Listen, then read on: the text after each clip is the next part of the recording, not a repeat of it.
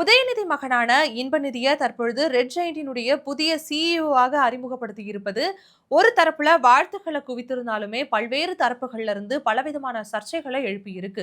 இந்த நிலையில தான் பாஜகவை சார்ந்த திரு அண்ணாமலை அவர்கள் இது தொடர்பான பல்வேறு கேள்விகளை இந்த இடத்துல எழுப்பி இருக்காரு. ரெட் ஜெயிண்ட் நிறுவனம் பல குளறுபடிகள் நிறைந்த நிறுவனம்னும், இந்த நிறுவனத்திற்கு பணம் எப்படி வருது அப்படிங்கறதே பல பேருக்கு தெரியாத ஒரு உண்மையாகத்தான் இருந்து வருது அப்படிங்கிற மாதிரியான ஒரு விமர்சனத்தை அண்ணாமலை அவர்கள் தற்பொழுது எழுப்பி இருக்காங்க. தொடர்ந்து ரெட் ஜெயிண்ட் நிறுவனத்தை சுத்தி இடி ரெய்டு, இன்கம் டாக்ஸ், சிபிஐ போன்ற பலவிதமான பிரச்சனைகள் இருக்கும் நிலையில தற்பொழுது ரெட் ஜெயிண்டினுடைய புதிய சிஇஓவாக உதயநிதி ஸ்டாலின் அவர்களுடைய மகனான இன்பநிதியை நியமித்திருக்கிறது அப்படிங்கிறது இந்த சர்ச்சைகளை எல்லாமே மேலும் வளர்க்கக்கூடிய ஒரு விஷயமாகத்தான் பார்க்கப்படுது. ஆரம்ப காலகட்டத்திலிருந்தே முதல்வர் மு.க. ஸ்டாலினா இருக்கட்டும், உதயநிதி ஸ்டாலினா இருக்கட்டும், யாருமே அரசியலுக்குள்ள வர மாட்டேன்ற ஒரு விஷயத்தை முன் வச்சாங்க.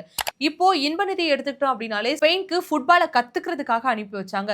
திடீர்னு அங்கிருந்து கூட்டிட்டு வந்து ரெட் ஜெயிண்டினுடைய சிஇஓவாக அமர்த்தப்பட்டிருப்பது என்பது இந்த அரசியலுக்கு வரமாட்டோம்னு இவங்க முன்னாடி சொன்னாங்க இல்லையா, அதனுடைய அதே பாணியில பின்தொடரும் விதமாகத்தான் தற்பொழுது இன்பநிதி அவர்களையுமே இந்த விஷயத்துக்குள்ள கொண்டு வந்திருக்காங்க அப்படிங்கிற மாதிரியான பல கருத்துக்களை முன் வச்சு பேசியிருக்காரு திரு அண்ணாமலை அவர்கள்.